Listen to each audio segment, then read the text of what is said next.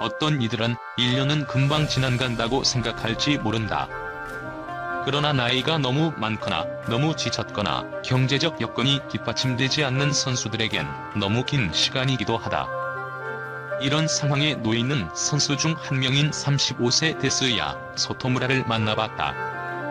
그를 만난 곳은 소토무라 스가 도쿄 북부 외곽 훈련장에서 후배를 지도하고 있다에 위치한 공장 부지를 개조해 만든 훈련 장소. 2주 초 한창 기승을 부리던 더위에 아랑곳하지 않고 그는 대형 트럼펄린 위에서 각종 묘기를 부리고 있었다. 지난 2008년 베이징 올림픽에서 그는 4위에 올라 아쉽게 동메달 획득에 실패했다. 은퇴 후 후배를 양성하기 위해서다. 이후 예기치 못한 부상을 당한 그는 2012년 런던 올림픽과 2016년 리우 올림픽에 참가조차 할 수 없었다. 그렇기에 그에게 도쿄 올림픽은 마지막이자 고국에서 열리는 올림픽 무대에서 트램펄린 경력을 마무리할 수 있는 뜻깊은 기회였다. 하지만 1년을 더 기다리는 것은 무리다. 만약 2008년 베이징 올림픽이 1년 연기된 거였다면 전 그냥 1년 더 훈련해 실력을 향상할 수 있는 기회라고 생각했을 거예요. 1년이 너무 길게 느껴지네요. 하지만 지금 전 35살이에요. 그래서 전 은퇴 말곤 다른 길이 없다는 결정을 내렸어요. 은퇴를 결정하게 된 이유는 그뿐이 아니다. 사실 그는 2021년 도쿄 올림픽이 아주 열리지 않을지도 모른다고 생각한다. 가능성을 누구도 점칠 수 없죠. 너무 불확실해요. 만약에 내년까지 기다렸는데 취소가 된다면 전 한 해를 또 아무런 소득 없이 날려버리게 되는 거예요. 그게 지금 떠나려는 다른 이유죠. 지난 1월 일본에 상륙한 코로나19는 일본 내 올림픽 열기에 찬물을 끼얹었다. 일본 정부는 해외에서 바이러스가 유입되는 것을 막기 위해 대부분의 외국인들이 국경을 넘지 못하게 하는 조치를 취했다. 많은 일본인들 역시 외국인 선수들 또는 관중들이 들어오도록 하기 위해 국경문을 급하게 여는 것을 원치 않았다. 교도통신 여론조사에 따르면 코로나19가 내년에도 만연하다는 전제하에서 도쿄 올림픽 개최를 지지하겠냐는 질문에 그렇다고 답한 일본인은 단 23%에 불과했다. 세계보건기구의 최근 수치들 역시 긍정적 기대를 가지는 데 도움이 되지 않는다. 전 세계 감염자 수는 15,000만 명을 넘어섰고 이 숫자는 매 4에서 5일마다 100만 명 정도씩 증가하고 있다. 특히 미국과 브라질, 인도, 남아프리카 등에서는 코로나19 확산 억제 실패로 감염자 수가 폭증하고 있다.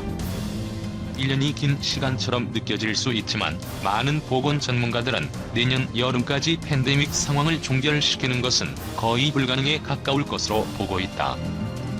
후베 대학병원의 킨타로 이와타 교수는 올림픽 개최의 유일한 희망은 백신이라고 말한다.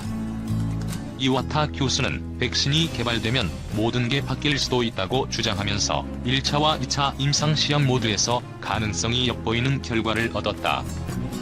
나는 아직 희망을 놓지 않았다고 했다.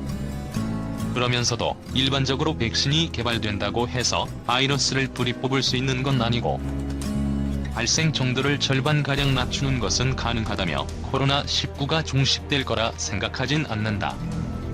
비교적 간단해 보이는 해결책이 있긴 하다. 2021년까지 이어질 것이라고 말했다. 바로 도쿄 올림픽을 2022년으로 다시 연기하는 것이다. 그 정도 시간이라면 팬데믹이 그 수명을 다할 가능성이 훨씬 더 높다. 하지만 이 선택지는 일본 정부의 고려 대상에서 제외됐다. 국제올림픽위원회 최장수 멤버인 딕 파운더스는 2021년에 올림픽이 열리지 못하면 다른 안은 없다고 말했다. 그는 확실한 건 2021년이 마지막 기회라는 것이라며 2022년 또는 2023년 계속 미룰 수 있는 상황이 아니다. 그보다 더 길게 불확실한 상황을 유지시키는 것은 일본에게 있어서도 옳지 않은 일이다. 선수들이 경기 참여를 위해 이동하는데 안전한 상황이라면 경기가 치러질 수 있도록 모든 노력이 이루어질 것이다.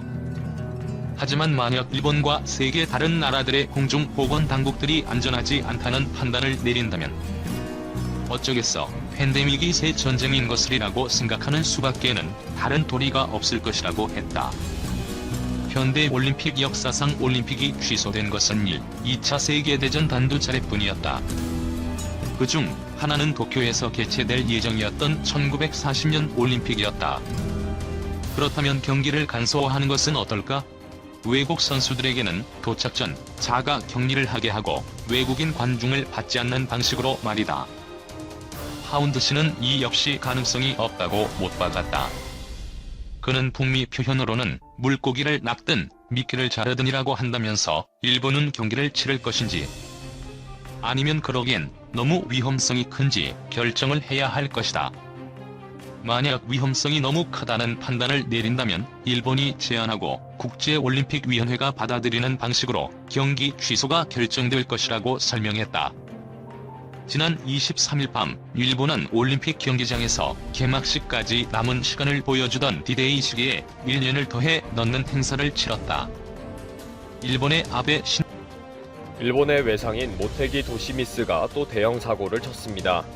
아베 정부의 엉터리 C19 대책에 대해 질문을 한 여성 기자에게 빈정거리며 모욕을 준 것입니다.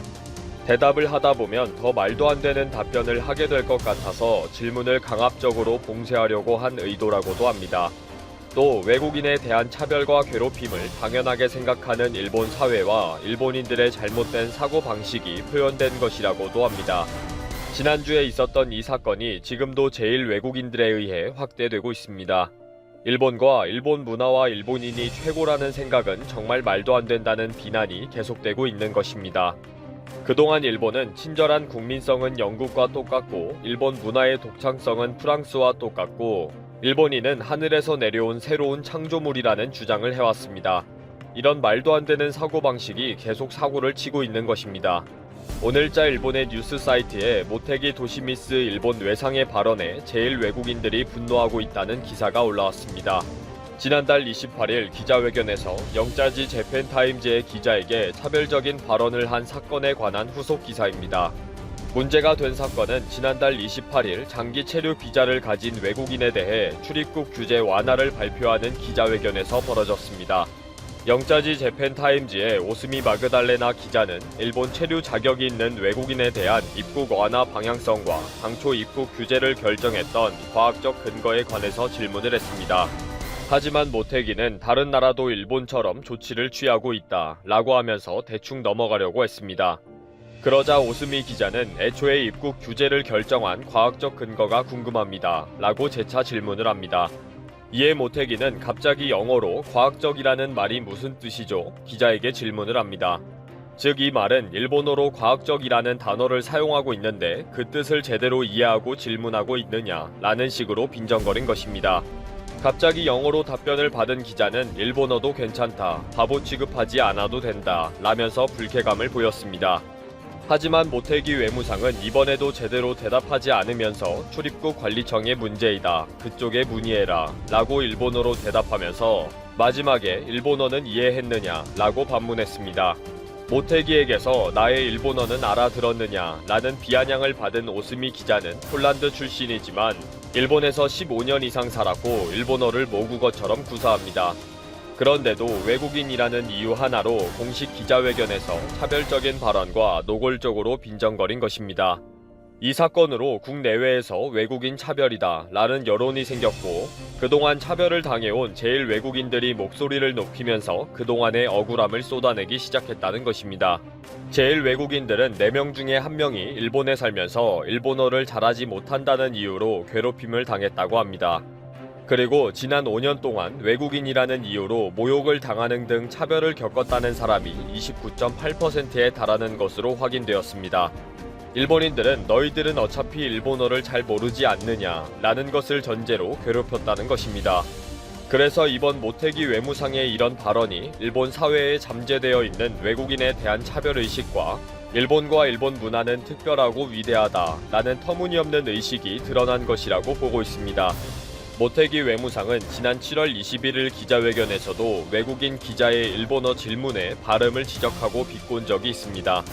프랑스 국적의 기자가 재입국이라는 일본어 단어를 말했는데 모테기 외무상이 이를 산유국으로 이해하는 척을 했습니다.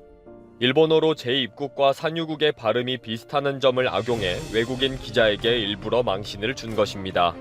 이 사건으로 마이니치 신문은 정부 관료의 이 같은 비상식적 대응이 일본의 격을 떨어뜨리고 있다라고 강도 높게 비판을 하기도 했습니다. 외교부를 담당하고 있는 장관이 외국 기자들을 대상으로 이렇게 일본어를 가지고 빈정거리고 비꼬는 것이 취미일 정도이니 꼴이 너무 보기 좋지 않은 거죠. 일본의 이민 문화, 이민 사정을 전하는 웹 매거진 니폰 복잡 기행의 모치즈키 히로키 편집장은 2일 모테기 외무상의 발언은 상당한 문제가 있다고 지적했습니다. 모테기는 본질적인 문제에 대한 대답을 회피하기 위해 기자의 언어에 시비를 걸었다는 것입니다. 도리어 기자가 기분 나쁜 표정과 대꾸를 하게 하면서 그것이 화제가 되고 주목을 받도록 하는 야비한 수법을 썼다고 비난했습니다. 그리고 기자의 질문에 대답을 하면 아베 정부의 C19 대책이 엉터리라는 것이 들통나고 있다는 사실을 미리 알고 도리어 기자에게 시비를 걸어서 화제를 돌리려고 잔머리를 굴렸다는 것입니다. 모치즈키 편집장은 모테기의 이런 식의 말도 안 되는 대응이 아베 정부의 대책과 같은 맥락을 가지고 있다라고 지적하면서 국제사회에서 일본이 창피를 당하지 않으려면 신중하게 생각하기를 바란다라고 결론을 내렸습니다. 트위터에서 일본 네티즌은 너무 바보 취급했다. 상대가 제대로 된 일본어로 질문했다. 이런 비상식적인 대응이 일본의 국격을 떨어뜨리고 있다. 라고 비판하는 목소리도 있습니다. 하지만 일본 네티즌은 질문한 기자가 바보 취급하지 말라고 한 게 더 자극적이라며 기자의 태도가 잘못이라는 비판도 있습니다. 해당 기자는 마이니치 신문에 차별이라고 생각하지 않았다면서 외국 기자라 화제를 언어 문제로 돌렸다는 것을 지적했습니다. 이는 곤란한 질문이 나오자 문제를 엉뚱한 방향으로 돌렸다는 것입니다. 트위터에서는 제일 외국인과 일부 일본인들의 비난이 계속되고 있기도 합니다. 분노와 함께 슬픔을 느낀다. 국적에 따라서 아무 근거 없는 선긋기와 무시와 차별을 하고 있는 일본이다. 일본 국적을 취득해도 외모가 외국인이라면 매일 말도 안 되는 싸움을 하고 있다. 국적을 그렇게 고집하고 장기 체류 외국인에는 뭐든지 안 되는 이유가 뭔지 모르겠다. 아무런 근거도 찾을 수가 없다. 일본의 위급 상황이 오면 아무런 과학적 근거도 없이 외국인에 대한 차별과 배제가 이루어지고 있는 느낌이 든다.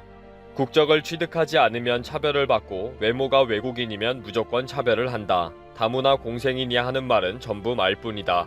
유능한 여성 기자에 대해 고압적인 태도로 질문을 봉쇄하려는 의도가 보인다. 만약에 남성 외국인 기자라면 이렇게 했을까? 도리어 기자의 일본어 품질이 더 좋았다. 과학적 근거가 없다는 것을 영어로 질문하면서 강압적으로 대했다. 이미 얼굴이 상대를 업신여기고 있다. 보기 불편할 정도이다. 물론 모두가 이렇게 비난만 하는 것은 아닙니다. 모테기 장관은 잘못 없어. 외국인과 커뮤니케이션이 잘 이루어지지 않으면 상대 국가 언어로 확인하는 것이 정상이다. 정확하게 해주는 것이 정상이다. 이런 트윗도 많을 정도로 일본어는 특별하다. 자연스러운 대응이다. 여성 기자가 도리어 더 도발적이다. 등으로 모테기를 지지하는 트윗도 많습니다. 일본에는 이렇게 아소다로처럼 막말과 엉뚱한 소리와 빈정거리는 정치인들이 워낙 많다 보니 자연스럽게 넘어가고 있습니다. 도리어 이런 막말을 하면 할수록 지지도가 올라가는 실정이니까 아소다로도 신이 났고 또 고노다로는 막말로 지지도를 올리는 마법을 쓰고 있는 상황입니다. 일본의 문화도 따져보면 모두가 백제나 가야 고려와 조선에서 건너온 것들입니다. 그런데도 겸손한 줄도 모르고 하늘에서 떨어진 고유한 문화라는 자만심에 콧대를 높이니 참 어이가 없네요.